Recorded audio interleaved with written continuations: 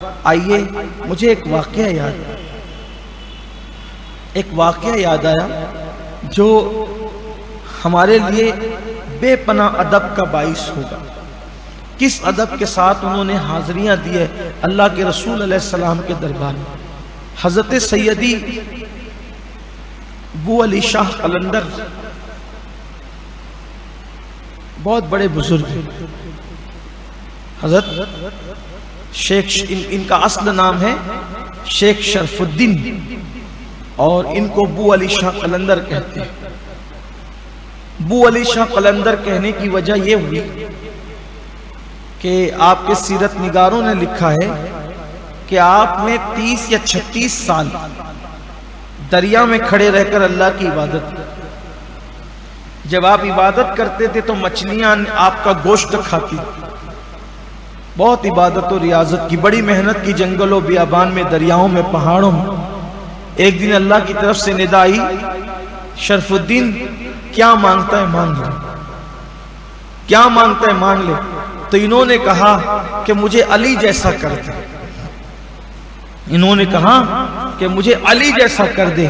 ندا آئی، علی جیسا تو کوئی نہیں ہو سکتا، علی جیسا تجھے کر دوں عبادت کی بنیاد پر، علی جیسا تو کیسے ہو سکتا؟ علی جیسا کوئی نہیں ہو سکتا ہے تیرے زمانے میں، کوئی نہیں ہو سکتا۔ تو کافر کہا اس کے سوا مانگ۔ کہا ٹھیک ہے، علی نہیں بناتا تو میرے اندر علی کی خوشبو پیدا کر، بوئے علی، بو کہتے ہیں خوشبو کو، میرے اندر بوئے علی پیدا کر دے، علی کی خوشبو پیدا۔ کہاں یہ دیا، یہ عطا کیا۔ پھر اس کے بعد آپ کو لوگ اصل نام بھول کر ابو علی شاہ قلندر کہنے لگے۔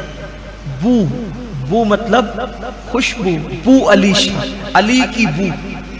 پھر وہ بہت بڑے عاشق رسول اور بڑے مجذوب ہوئے اور بڑی کرامت ہے ان کی۔ اب اس طرف جائیں بھی تو پھر پورا وقت جاتا ہے، لیکن ہے بڑے زبردست بزرگ۔ اور ان کی نیاز جو ہوتی ہے وہ بہت مجرب ہے۔ اگر کسی کا کوئی کام اٹک جائے تو ابو علی شاہ قلندر کی نظر مانے اور ان کی فاتحہ دلائے، بہت جلدی کام ہوتا ہے۔ اور بڑے بزرگ ہیں اور بہت بڑے عاشق رسول گزرے ہیں۔ پانی پت میں ان کا مزار ہے، ابو علی شاہ قلندر رحمۃ اللہ علیہ۔ ان کے پاس جو بھی مدینہ منورہ سے جاتا تھا، مدینہ طیبہ سے جو لوٹ کر جاتا تھا، سلام کرتا تھا تو ابو علی شاہ قلندر اس کے پیر چومتے تھے۔ آنے والا عام آدمی ہو کوئی ہو، آپ اس کے پیر چومتے تھے، ہاتھ چومتے تھے، اس کی آنکھیں چومتے تھے اور کہتے تھے وہ پیر میں کیوں نہ چوموں جو میرے یار کی زمین سے لگ کر آ رہے ہیں، وہ ہاتھ کیوں نہ چوموں جو میرے محبوب کی زمین کو چھو کر آ رہے ہیں، وہ آنکھیں کیوں نہ چوموں جو میرے محبوب کا روضہ دیکھ کر آ رہے ہیں۔ بڑے عاشق رسول، زبردست عاشق رسول۔ حضرت صابر پاک کا جو دور ہے وہی دور ان کا دور، صابر پاک کا اختتامی اینڈ دور تھا اور اس وقت ان کی آغاز کا دور تھا، وہی دور کے بزرگ ہیں یہ۔ حضرت محبوب الہی کے معاصرین میں سے یعنی نظام الدین اولیاء، صابر پاک، شمس الدین ترک پانی پتین، سب کے ہم عصر ہیں حضرت ابو علی شاہ قلندر۔ اور بعض بزرگوں کا کہنا یہ ہے کہ یہ مولا علی سے ڈائریکٹ مرید ہوئے ہیں۔ مولائے کائنات نے، مولائے پاک نے عالم روحانیت میں ان کو ڈائریکٹ مرید کیا ہے۔ بڑے بزرگ ہیں، زبان میری رکنا نہیں چاہتی کہ میں اس پر رکوں، میں چاہتا ہوں کہ ان کی زندگی سامنے آ جائے لیکن پھر تفسیر رہ جائے۔ تو صرف یہ کہنا چاہتا ہوں کہ وہ پیر چومتے ہیں، ہاتھ چومتے ہیں، آنکھ چومتے کہ مدینہ شریف سے کوئی آئے، مدینہ شریف سے کوئی آئے۔ تو ان کا ایک خاص مرید تھا، خادم بھی تھا، وہ دیکھتا تو رشک کرتا یار جو مدینہ منورہ سے آتے ہیں تو حضرت ان کا کتنا احترام کرتے ہیں، کتنی تعظیم کرتے ہیں۔ اگر میں بھی مدینہ شریف جاؤں تو پھر جب آؤں گا تو میں تو اتنا قریبی مرید ہوں، میری کتنی تعظیم کریں گے، کتنا احترام کریں گے۔ تو ایک دن اس نے کہا کہ حضور میں مدینہ شریف جانا چاہتا ہوں۔ فرمایا نہیں بیٹا، ابھی تو اس قابل نہیں ہوں۔ دیکھو یہ عاشقوں کا، اللہ والوں کا اپنا مزاج انداز ہے۔ پھر کچھ دنوں بعد کہا حضور جاؤں؟ فرمایا ابھی کچھ اس قابل نہیں ہوں بہت. پھر وہ پوچھتا ہی رہا. ایک دن حضرت نے فرمایا ٹھیک ہے بیٹا جا، لیکن دیکھ وہاں کا ادب کرنا. مدینہ منورہ کی سب سے بڑی عبادت، مدینہ منورہ کی سب سے بڑی عبادت، کوئی کہتا ہے 40 نمازیں مسجد نبوی میں، مسجد قباء میں 2 رکعت عمرہ، سب اپنی جگہ صحیح ہے، سر آنکھوں پر ہے. ریاض الجنہ میں نمازیں سب اپنی جگہ صحیح ہے، بار بار حضور کی بارگاہ میں سلام اپنی جگہ سب صحیح ہے، بڑی عظیم عبادت ہے. لیکن مدینہ پاک کی سب سے بڑی عبادت اگر کوئی چیز ہے تو وہ وہاں کا ادب ہے. جو ادب کر لیا بہت بڑی بات ہے، ادب نہ کر سکا ناکام ہو کر آیا. امتحان میں تھا ناکام ہو گیا. تو حضرت ابو علی شاہ قلندر نے فرمایا بیٹا بہت ادب کرنا بیٹا. بیٹا تیرے پیر جیسے لوگ وہاں کی گلیوں میں کتوں کی طرح پھرتے ہیں، وہاں کی گلیوں کے کتے بہتر ہے بیٹا، ایسی گلیاں ہیں وہ تو بڑی عظیم گلیاں ہیں بیٹا. اللہ اکبر.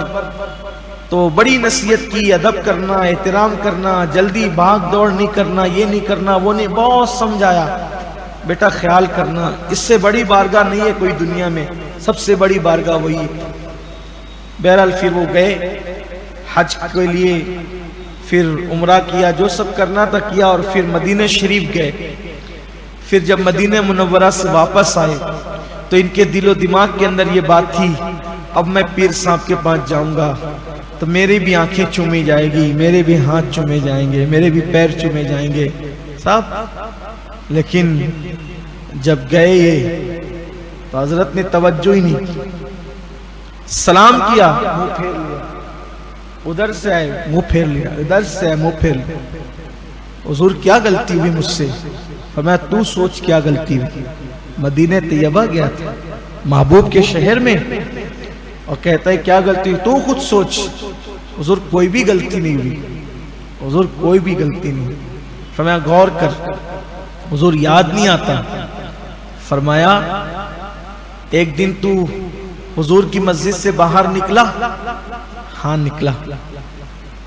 او دیوار کے سائے میں ایک کتا بیٹھا ہوا تھا؟ ہاں بیٹھا ہوا تھا.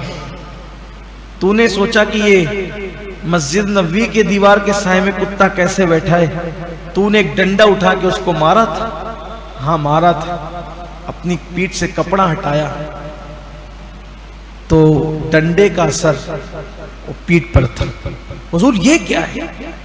فرمایا وہ کوئی کتا نہیں تھا، وہ تیرا پیر تھا ابو علی شاہ قلندر، جو تجھے اس شکل میں نظر آ گیا. وہ کوئی کتا نہیں تھا، وہ تجھے اس شکل میں نظر آ گیا. امام اہل سنت اس کو یوں بیان کرتے ہیں کوئی کیوں پوچھے تیری بات رضا، تجھ سے کتے ہزار پھرتے، وہ سوئے لالا زار پھرتے، تیرے دن اے بہار پھرتے. حضور کی بارگاہ وہ بارگاہ آج بھی حضور علیہ الصلوۃ والتسلیم جسے چاہتے ہیں عالم بیداری میں اپنا دیدار کرا دے. عالم بیداری میں بس عقیدت، محبت، چاہت ہونی چاہیے. جیسے عاشق جاتے ہیں. ابھی چند سال پہلے کی بات ہے، ایک خاتون نابینا گئی، سرکار کی بارگاہ میں سلام پیش کیا اور عرض کیا آقا مجھے آنکھیں چاہیے. اس کی آنکھیں روشن ہو گئی. کئی اخبارات نے، ہمارے مالیگاؤں کے بھی کئی اخبارات نے لکھا تھا